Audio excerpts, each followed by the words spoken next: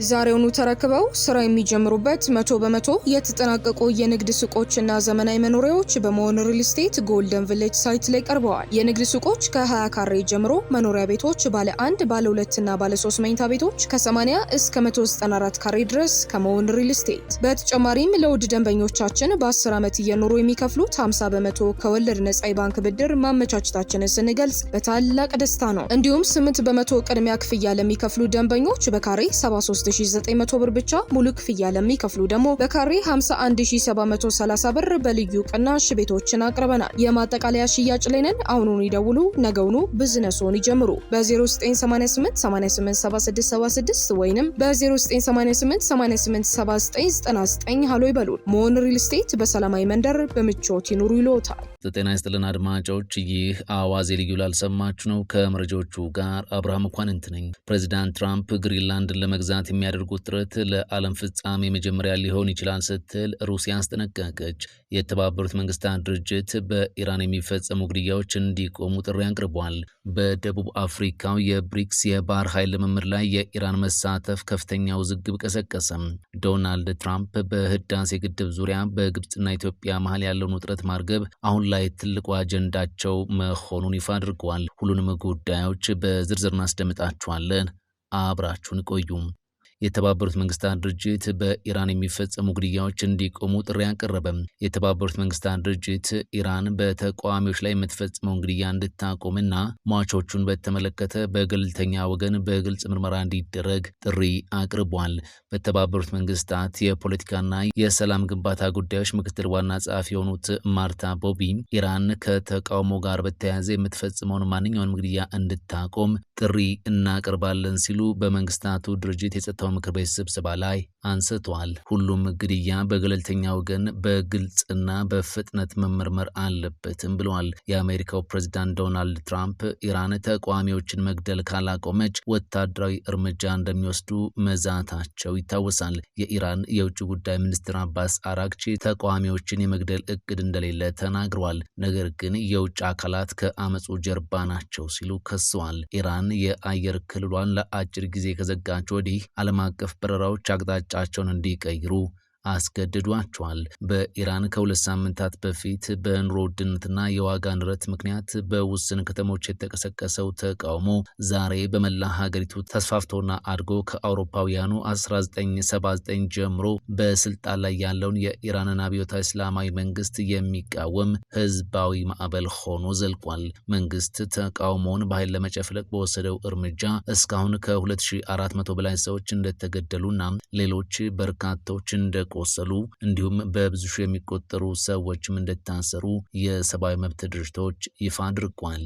በደቡብ አፍሪካው የብሪክስ የባህር ኃይል ልምምድ ላይ የኢራን መሳተፍ ከፍተኛ ውዝግብ አስነሳም። በደቡብ አፍሪካ የባህር ክልል ውስጥ በተካሄደው የብሪክስ ሀገራት የባህር ኃይል ልምምድ ላይ ኢራን መሳተፏ በአሜሪካና በደቡብ አፍሪካ መንግስት መካከል ዲፕሎማሲያዊ ፍጥጫ ከመፍጠሩም በላይ በፕሪቶሪያ አስተዳደር ውስጥ መጠነኛ አለመረጋጋት አስከትሏል። አሜሪካ በደቡብ አፍሪካ በሚገኘው ኤምባሲዋ በኩል ባወጣችው መግለጫ የኢራን መንግስት በገዛ ዜጎቹና በተቃዋሚዎች ላይ የሰብአዊ መብት ረገጣ እየፈጸመ ባለበት ወቅት በልምምዱ ላይ እንዲሳተፍ መጋበዙን በጽኑ ተችታለች። ኤምባሲው ድርጊቱን የሚያስደነግጥና የሚያሳስብ ሲልም ጠርቶታል። የጉዳዩ ዋነኛ መከራከሪያ የሆነው ግን የኢራን ተሳትፎ የፕሬዝዳንት ሲሪል ራማፎሳን ትዕዛዝ የጣሰ ነው መባሉ ነው። ፕሬዝዳንት ራማፎሳ ኢራን ከልምምዱ እንድትወጣ ትዕዛዝ አስተላልፈው ነበርም ተብሏል። የመከላከያ ሚኒስቴርና የጦር ኃይሉ የፕሬዝዳንቱን መመሪያ ወደ ጎን በመተው ኢራን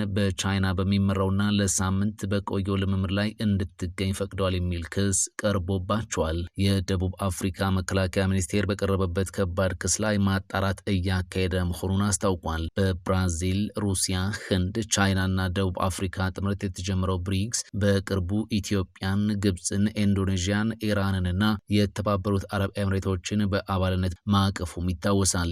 ይህ አዲስ ስብስብ በዓለም አቀፍ ፖለቲካና ደህንነት ላይ እያሳደረ ያለው ተጽዕኖ በምዕራባውያን ዘንድ በቅርበት ክትትል እየተደረገበትም ይገኛል። ፕሬዚዳንት ትራምፕ ግሪንላንድን ለመግዛት የሚያደርጉት ጥረት ለዓለም ፍጻሜ መጀመሪያ ሊሆን ይችላል ስትል ሩሲያ አስጠነቀቀች። ፕሬዚዳንት ዶናልድ ትራምፕ ግሪንላንድን የአሜሪካ ግዛት ለማድረግ የጀመሩትን እቅድ የሚቀጥሉ ከሆነ ይህ ድርጊት ለዓለም ፍጻሜ መጀመሪያ ሊሆን እንደሚችል ሞስኮ ማስጠንቀቂያ ሰጥታለች። የሩሲያ የጠፈር ኤጀንሲ የቀድሞ ኃላፊና የቀድሞ ምክትል ጠቅላይ ሚኒስትር ሴናተር ዲሚትሪ ሮጊዝን እንደገለጹት አሜሪካ ግሪንላንድን ለመቆጣጠር የምታደርገው ጥረት ጎልደን ዶም ከተሰኘው የሚሳኤል መከላከያ ስርዓት ጋር የተያያዘ ነው። አሜሪካ ግሪንላንድን ወደ ራሷ በመቀላቀል በሩሲያና በቻይና ላይ የኒውክሌር የበላይነት እንዳገኘች ካመነች ይህ ሁኔታ ዓለምን ወደማይቀለበስ ጥፋት ሊመራት እንደሚችል ሴናተሩ አስገንዝበዋል። ሮጊዝን አክለውም ትራምፕ የፔንታጎንን ፍላጎት እያስፈጸሙ ነው ያሉ ሲሆን ግሪንላንድን በኃይል በመያዝ የሩሲያን አህጉር አቋራጭ ሚሳኤሎች ለመምታትና የኒውክሌር ጥቃት መሰንዘሪያ መድረክ ለማድረግ እየታቀደ መሆኑን ገልጸዋል። ይህ በእንዲህ እንዳለ የዴንማርክ መንግስት በትላንትናው ዕለት በዋሽንግተን ዲሲ ከአሜሪካው ምክትል ፕሬዚዳንት ጄዲ ቫንስ ጋር ውይይት አድርጓል። ዴንማርክ በውይይቱ ወቅት ግሪንላንድ ለሽያጭ የቀረበች ሀገር አይደለችም የሚለውን ጽኑ አቋሟን በድጋሜ ገልጻለች። በተመሳሳይ መረጃ ትራምፕ ግሪንላንድን ለመቆጣጠር የንግድ ታሪፍን እንደ ማስገደጃ መሳሪያ ሊጠቀሙ እንደሚችል አስጠንቅቋል። የአሜሪካው ፕሬዚዳንት ዶናልድ ትራምፕ ግሪንላንድን በአሜሪካ ቁጥጥር ስር ለመዋል ለሚያደርጉት ጥረት ትብብር በሚያሳዩ ሀገራት ላይ ከፍተኛ የንግድ ታሪፍ ወይም ቀረጥ እንደሚጥሉ በመዛት ውጥረቱን አባብሰውታል። ፕሬዚዳንት ትራምፕ በዋይት ሀውስ በሰጡት መግለጫ ግሪንላንድ ለአሜሪካ ብሔራዊ ደህንነት ወሳኝ መሆኗን አጽንኦት ሰጥቷል። ፕሬዚዳንቱ ቀደም ሲል ወታደራዊ ኃይልን የመጠቀም አማራጭን አንስተው የነበረ ቢሆንም አሁን ግን ኢኮኖሚያዊ ጫናን እንደ አዲስ ስልት አስተዋውቀዋል። ከግሪንላንድ ጉዳይ ጋር የማይተባበሩ አገራት ላይ የንግድ ታሪፍ ሊጣልባቸው ይችላል ነው የተባለው። በአውሮፓውያን ላይ በመድኃኒት ምርቶች ላይ ታሪፍ እጥላለሁ በማለት ያስፈራሩበትን ልምድ ለግሪንላንድም ሊጠቀሙበት እንደሚችሉ ገልጸዋል። በኮፕሃገን የተደረገው የዲፕሎማሲያዊ ጥረት ትራምፕ ይህንን ብቻ በሰነዘሩበት ወቅት በሴናተር ክሪስ ኩንስ የሚመራ የ11 የአሜሪካ ኮንግረስ አባላት ቡድን በዴንማርክ ኮፕሃገን በመገኘት ውጥረቱን ለማርገብ ጥረት አድርጓል። ሴናተር ኩንስ የትራምፕ ንግግር የቃላት ጦርነት እንጂ እውነታ የሌለው በማለት ለማለዘብ ጥረዋል። ልዑኩ ከዴንማርክና ከግሪንላንድ ጠቅላይ ሚኒስትሮች ጋር ተወያይቷል። የፕሬዚዳንት ትራምፕ የግሪንላንድ ልዩ መልእክተኛ ጄፍ ላንድሪ በመጪው መጋቢት ወር ወደ ግሪንላንድ እንደሚጓዙ አስታውቋል። ላንድሪ እንደሚሉት ፕሬዚዳንቱ ለጉዳዩ ቁርጠኛ ናቸው። አሁን የሚቀረው ምክትል ፕሬዚዳንት ጄዲ ቫንስና የውጭ ጉዳይ ሚኒስትር ማርክ ሩቢዮ ስምምነቱን መፈጸም ብቻ ነው። የአውሮፓ መሪዎችና የዴንማርክ መንግስት የአሜሪካን ጥያቄ ውድቅ ማድረጋቸውን ቀጥሏል። ዴንማርክ በግሪንላንድ ያለውን ወታደራዊ ኃይሏን እያጠናከረች መሆኗን ገልጻለች። የግሪንላንድ ጠቅላይ ሚኒስትር ዮንስ ፍሪድሪክ ኒልሰን ከአሜሪካ ይልቅ ዴንማርክን እንመርጣለን በማለት አቋማቸውን በግልጽ አስታውቋል። ትራምፕ በህዳሴ ግድብ ዙሪያ በግብጽና በኢትዮጵያ መሀል ያለውን ውጥረት ለማርገብ አሁን ላይ ትልቁ አጀንዳቸው መሆኑን አስታውቋል። የአሜሪካው ፕሬዝዳንት ትራምፕ ትላንት ማምሻውን ትሩዝ ሶሻል በተባለ የማህበራዊ ገጻቸው ላይ ኢትዮጵያን፣ ግብጽንና የውሃ ሀብት አጠቃቀምን በተመለከተ አነጋጋሪ መረጃ አጋርተዋል። ዶናልድ ትራምፕ በህዳሴ ግድብ ዙሪያ በግብጽና በኢትዮጵያ መሀል ያለውን ውጥረት ማርገብ አሁን ላይ ትልቁ አጀንዳቸው መሆኑን ይፋ አድርጓል።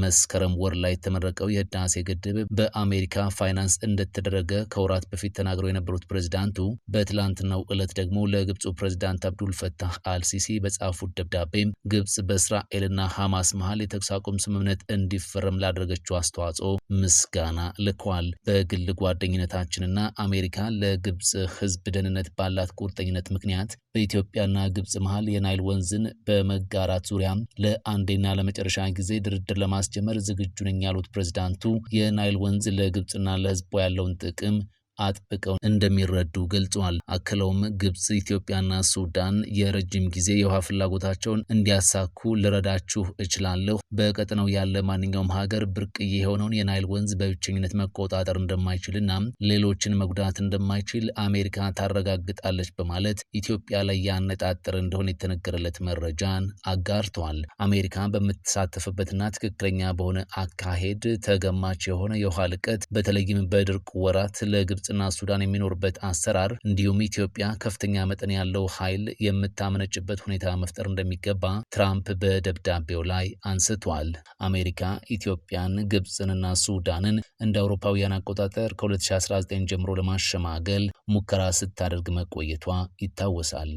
ዛሬውኑ ተረክበው ስራ የሚጀምሩበት 100% የተጠናቀቁ የንግድ ሱቆችና ዘመናዊ መኖሪያዎች በመሆን ሪል ስቴት ጎልደን ቪሌጅ ሳይት ላይ ቀርበዋል። የንግድ ሱቆች ከ20 ካሬ ጀምሮ፣ መኖሪያ ቤቶች ባለ 1፣ ባለ 2 እና ባለ 3 መኝታ ቤቶች ከ80 እስከ 194 ካሬ ድረስ ከመሆን ሪል ስቴት። በተጨማሪም ለውድ ደንበኞቻችን በ10 ዓመት እየኖሩ የሚከፍሉት 50% ከወለድ ነጻ የባንክ ብድር ማመቻቸታችንን ስንገልጽ በታላቅ ደስታ ነው። እንዲሁም 8% ቅድሚያ ክፍያ ለሚከፍሉ ደንበኞች በካሬ 3900 ብር ብቻ፣ ሙሉ ክፍያ ለሚከፍሉ ደግሞ በካሬ 51730 ብር በልዩ ቅናሽ ቤቶችን አቅርበናል። የማጠቃለያ ሽያጭ ላይ ነን። አሁኑን ይደውሉ፣ ነገውኑ ቢዝነስዎን ይጀምሩ። በ0988 887676 ወይንም በ0988 887999 ሃሎ ይበሉን። መሆን ሪል ስቴት በሰላማዊ መንደር በምቾት ይኑሩ ይሎታል። ፈጣን ያልተሰሙ መረጃዎችንና ትኩስ የኪነ ጥበብ ዜናዎችን ለማግኘት የቁም ነገር ሚዲያ የዩቲዩብ ቻናልን በመቀላቀል ቤተሰብ የሆኑ ቻናላችንን ሰብስክራይብ ያድርጉ። በቲክቶክም አለን። ቁም ነገር ሚዲያ ኦፊሻል ብለው ይከተሉን። እናመሰግናለን። ቁም ነገር ሚዲያ፣ ለቁም ነገር እንሰራለን።